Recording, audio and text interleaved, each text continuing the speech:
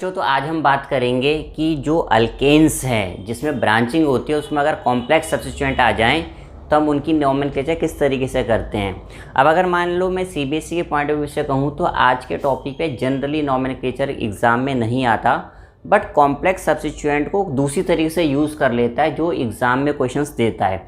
इसीलिए इसको एक बार इस लेक्चर को ध्यान से समझने की बहुत ज़रूरत है। उस लेक्चर में कन्फ्यूज़न भी बहुत होती है, तो अलग अलग बुक्स में अलग अलग टाइप के थोड़े इसमें क्लासिफिकेशन दे रखे हैं या उन्होंने अलग अलग तरीके से समझा रखा है, तो कुछ खास फ़र्क नहीं पड़ता कि जो एग्ज़ाम में क्वेश्चन आएगा उसमें किसी तरह की कन्फ्यूज़न की ज़रूरत नहीं है। अब देखो, अब ये हमारे पास एक ऑर्गेनिक कंपाउंड है जिसका हमें नोमेनक्लेचर करना है। सबसे पहले हमें नंबरिंग करनी है। अगर मैं लेफ़्ट से करता हूँ तो 1 2 3 4 इसको 4 मिल रहा है, और मैं राइट से करता हूँ 1 2 3 4 5 6 मिल रहा है, तो मैं नंबरिंग कहाँ से प्रीफर करूँगा? लेफ़्ट से। तो नंबरिंग हो जाएगी 1 2 3 4 5 6 7 8 9। तो हमको चुननी है लॉन्गेस्ट चेन, तो ये मेरी क्या है? लॉन्गेस्ट चेन है। अगर आप ऐसे भी जाओगे तो चेन आपकी छोटी हो जाएगी। अब आप देखो, ये जो हमारे पास सब्स्टिट्यूएंट है इसको मैं कोई एक नाम नहीं दे सकता, जैसे अभी तक हम नाम देते हैं मिथाइल, इथाइल, व्हाटएवर। अब हम इसको एक नाम नहीं दे सकते, इसको हम कहते हैं कॉम्प्लेक्स। तो कॉम्प्लेक्स का जो कार्बन चेन से डायरेक्टली जुड़ा हुआ है उसे हमें देना होता है 1।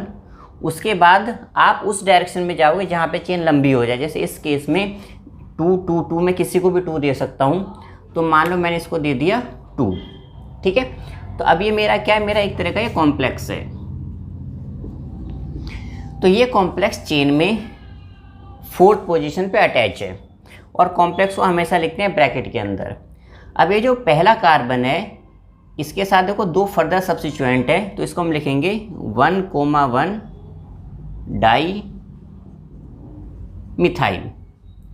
अब उसके बाद हमारे पास यहाँ पे 1 2 चेन में 2 कार्बन है, तो जनरली हम इसको क्या लिखते हैं? इथेन।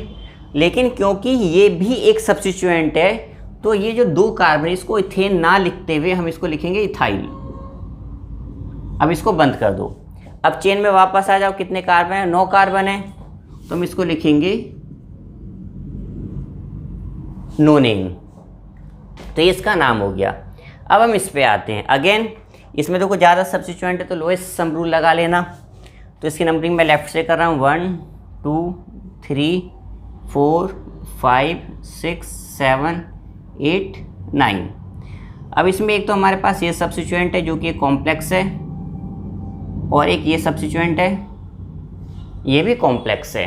और आप देख सकते हो कि दोनों जो कॉम्प्लेक्स है वो मेरे आइडेंटिकल हैं, तो हम सिर्फ एक को नाम दे देते हैं। तो देखो, कॉम्प्लेक्स का जो कार्बन चेन से जुड़ा उसे हमें 1 देना, ये हमारा 2 हो गया। अब जो पहला कॉम्प्लेक्स है वो 4 पे है, दूसरा 5 पे है।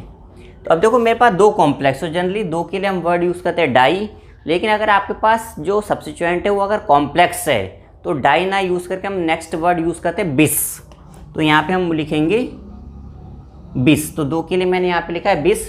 इसी तरह 3 के लिए हम लिखते हैं ट्रिस, 4 के लिए टेट्राकिस, 5 के लिए पेंटाकिस। तो इस तरीके से वर्ड्स यूज़ होते हैं। अब नाम हम एक का लिखेंगे, तो देखो ये जो पहला कार्बन इस पर ये 2 सब्स्टिट्यूएंट है, इसको लिखेंगे 1,1 डाई मिथाइल, और चेन में 2 कार्बन है, तो इसको इथेन ना लिखे हम लिखेंगे इथाइल, क्योंकि ये भी हमारा क्या है? सब्स्टिट्यूएंट है। और इन दोनों को हमने एक नाम लिखा और यहाँ पे बिस लिख दिया, तो दोनों हमारे क्या डिफाइन है, और दोनों की पोजीशन भी बता दी, एक 4 पे एक 5 पे है, ठीक है। तो ख़त्म हो गया। अब हम चेन में लिखेंगे कितने कार्बन है? 9 है हमारे पास, तो हम इसको लिखेंगे नोनेन। तो ये हमारे इसका नाम हो गया। थोड़े और एग्जांपल्स ले लेते ताकि अंडरस्टैंडिंग हमारी और भी। नेक्स्ट एग्जांपल पे आते हैं। तो ये मैंने ऑलरेडी लिख दिया टाइम कंज्यूम करने के लिए। तो पहले हम इसमें देखेंगे लॉन्गेस्ट चेन। तो देखो 1 2 3 4 5 6 7 8 9 मेरे कितने चेन में कार्बन हुए? 9 हुए। और अगर मैं ऐसे जाता हूँ 1 2 3 4 5 6 7 8 9 10, ठीक है। तो यहाँ पे 10 है, सीधे जाता हूँ तो 9 है। तो IUPAC क्या कहता है कि आपको चूज़ करना है लॉन्गेस्ट चेन। तो मेरी जो चेन होगी वो इस तरीके से होगी। अब नंबरिंग मैं यहाँ से करूँगा या यहाँ से करूँगा, तो उसके लिए आप लगाओगे लोएस्ट सम रूल, जो मैं ऑलरेडी आपको समझा चुका हूँ, ठीक है। तो नंबरिंग इसकी यहाँ से होगी 1 2 3 4 5 6 7 8 9 एंड 10। अब ये जो है मेरा ये मेरा क्या है? कॉम्प्लेक्स है, यानी सब्स्टिट्यूएंट है एज अ कॉम्प्लेक्स। तो अभी मैंने आपको बताया था कि जो कार्बन चेन से डायरेक्टली जुड़ा होता है उसे 1 दिया जाता है, फिर ये 2, अब 3 आपकी मर्जी, मैंने इसको दिया, आप इसको भी 3 दे सकते हो। अभी जो पूरा कॉम्प्लेक्स है चेन में 6 पे जुड़ा हुआ है, बट आप देखो चेन में फर्दर सब्स्टिट्यूएंट भी है जो कि मेरे मिथाइल हैं, तो इनको हम पहले लिखेंगे। इसको हम लिखेंगे 2,3, 2 के लिए डाई और CH3 हो गया मिथाइल। अगेन डैश लगाओ। अब जो कॉम्प्लेक्स वो 6 पे जुड़ा है, और कॉम्प्लेक्स मैंने बताया था ऑलवेज ब्रैकेट के अंदर लिखा जाता है। अब ये 2 में ये फर्दर जुड़ा हुआ है, तो इसमें लिखूँगे 2, CH3 क्या है मेरे पास, मिथाइल है, और चेन में 3 कार्बन है, तो इसको प्रोपेन ना लिख के प्रोपाइल लिखेंगे, क्योंकि ये भी एक तरह का मेरा सब्स्टिट्यूएंट है, तो हो गया प्रोपाइल। अब चेन में वापस आओ, 10 कार्बन है, तो 10 कार्बन के लिए आप वर्ड यूज़ करोगे डेकेन। अब हम इसमें आते हैं। अब इसमें देखो ये मेरा पास सब्स्टिट्यूएंट है, तो अगर मैं यहाँ से नंबरिंग करता हूँ 1 2 3 4 5, और मैं यहाँ से नंबरिंग करता हूँ 1 2 3 4 5, तो इस केस में मैं कहीं से भी नंबरिंग कर सकता हूँ, और मेरी जो चेन होगी स्ट्रेट चेन होगी 1 2 3 4 5 6 7 8 और 9, तो 9 कार्बन हो गए मेरे चेन के अंदर। अब देखो ये मेरा सब्स्टिट्यूएंट का एक तरह का कॉम्प्लेक्स है। अब देखो ये जो कार्बन है चेन से डायरेक्टली जुड़ा होता है, मैंने कहा उसे 1 देना है, तो हो जाएगा 1 2 3, ठीक है। तो आप 3 इसको भी दे सकते हो, हमें लॉन्गेस्ट चेन लेनी है सब्स्टिट्यूएंट में भी, इसका नाम मैं यहाँ पे लिख देता हूँ।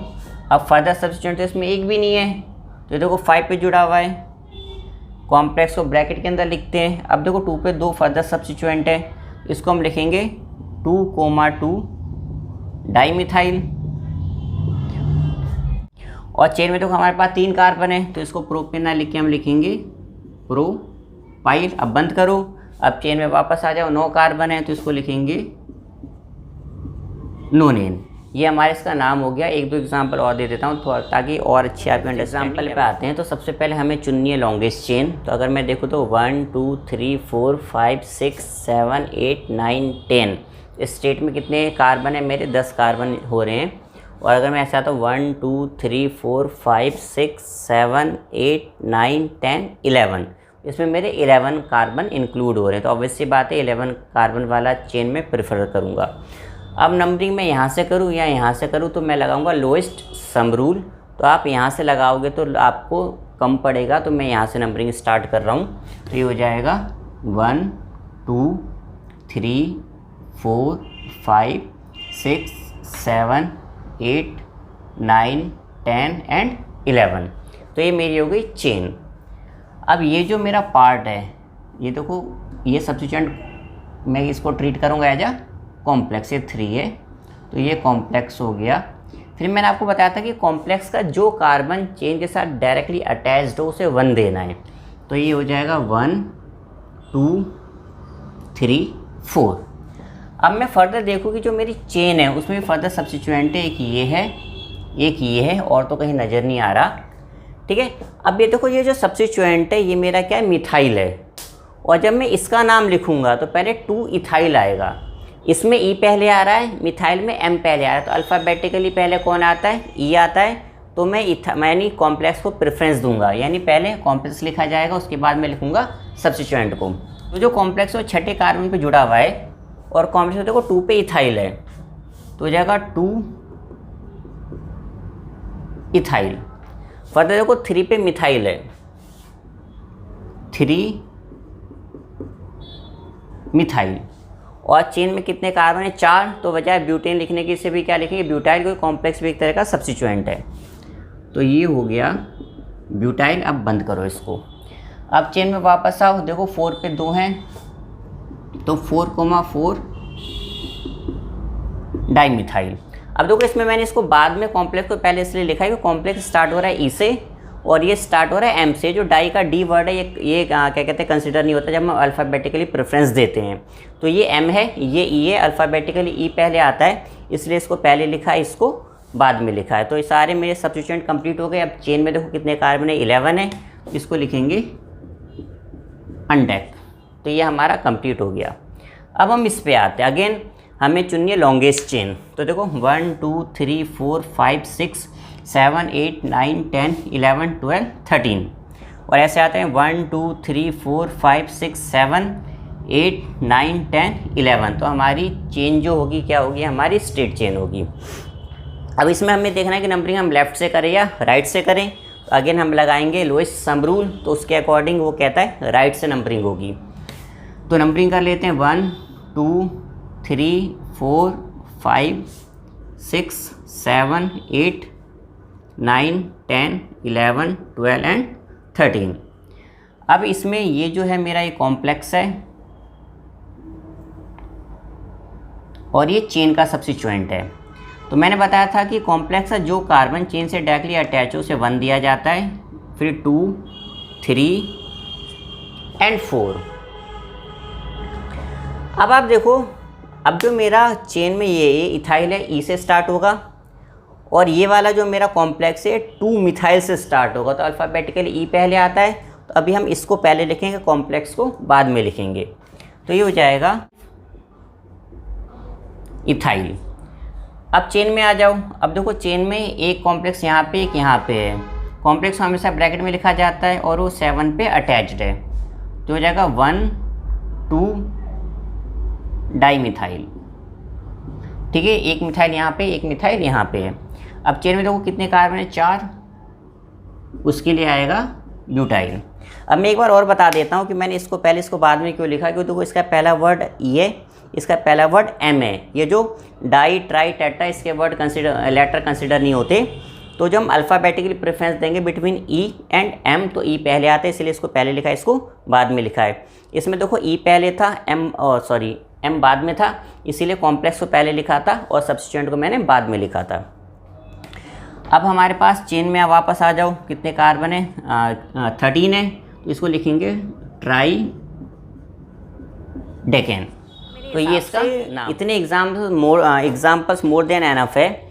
इससे ज़्यादा एग्ज़ाम में मुझे नहीं लगता आपसे कोई काम आएगा। तो ये हमारी अंडरस्टैंडिंग के लिए, जैसे अभी हम आगे बढ़ेंगे, हम फंक्शनल ग्रुप पढ़ेंगे, अनसैचुरेटेड कंपाउंड पढ़ेंगे, उसमें क्या करता है, इस कॉम्प्लेक्स को अटैच कर देता है, तो इसका नाम लिखना आना चाहिए। अच्छा, फिर आप काफ़ी बुक्स में जैसे पढ़ोगे नोमेनक्लेचर, उसमें क्या करते हैं, कॉम्प्लेक्स में कॉमन नेम लिख देते हैं, जैसे आइसो, नियो, सेकेंडरी, टर्सरी, इस तरह के वर्ड्स यूज़ कर लेते हैं, जो कि गलत है, क्योंकि आईयूपीएसी नेम इसके अकॉर्डिंग होता है। और जो आइसो, नियो, सेकेंडरी, टर्सरी, ये they are called common name.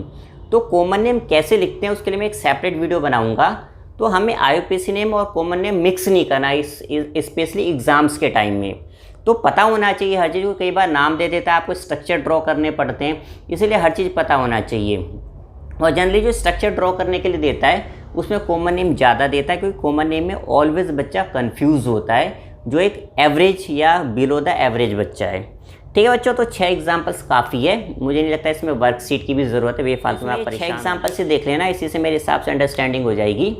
ठीक है, तो उसके बाद फिर अब हम नेक्स्ट जो लेक्चर होगा वो मेरा अनसैचुरेटेड कंपाउंड होगा, double bond and triple bond. तो बहुत सिस्टमेटिक नोमेनक्लेचर करेंगे, ताकि आपको स्टेप बाय स्टेप समझ में आता रहे और बिल्कुल भी खिचड़ी ना पके उसके अंदर।